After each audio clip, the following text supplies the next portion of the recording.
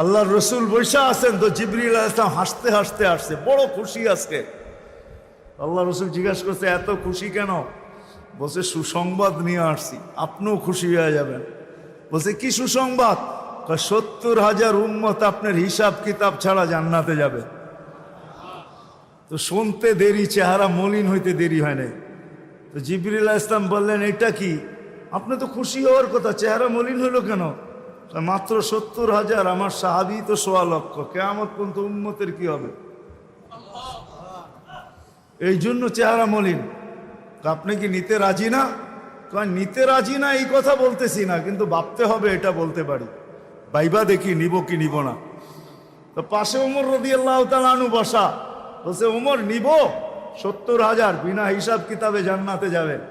তো যেমন উস্তাদ তেমনই তো ছাত্র হয়, পীর যেমন মুরিদ তো এমনই হয়।